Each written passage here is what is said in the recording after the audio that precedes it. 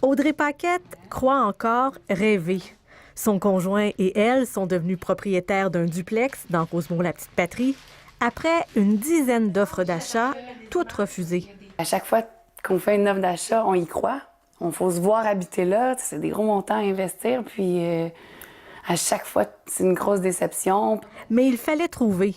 Le condo familial était vendu et la famille s'agrandissait. Juliette a 4 mois et sa grande sœur à peine 15 mois. Audrey Paquette est entrée, bien malgré elle, dans la spirale de la surenchère. On a été visité par téléphone avec notre agente, puis on a mis 100 000 au-dessus, puis on l'a pas eu. Donc ici, la chambre de Juliette. La famille a finalement acheté une propriété des mains d'une succession, sans surenchère. Mais la résidence nécessite beaucoup de rénovation. La dernière année, on a vraiment vu un changement, c'est-à-dire qu'on avait le temps de faire les visites.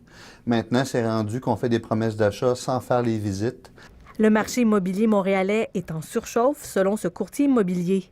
Une situation attribuable, entre autres, au plein emploi et à l'économie qui va bien. On regarde versus 2018 à 2019, on voit vraiment qu'il y a beaucoup de quartiers où il y a des baisses drastiques de disponibilité de propriétés. C'est ce qui cause la surenchère. Moins de propriétés disponibles, toujours des acheteurs qui sont à la recherche, donc ça crée un effet de rareté. Dans le Grand Montréal, le prix des propriétés ne cesse d'augmenter. La hausse est de 7 % depuis 1 an, selon les derniers chiffres de l'Association canadienne de l'immeuble. Il faut vraiment maintenant prévoir que son budget, il faut augmenter de 10, 15, voire 25 % sa capacité pour arriver à avoir une chance de déposer une offre.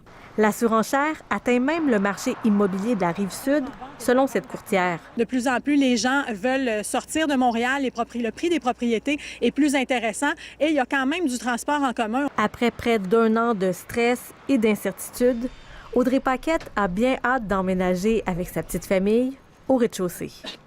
Ici Marie-Ève Cousineau, Radio-Canada, Montréal.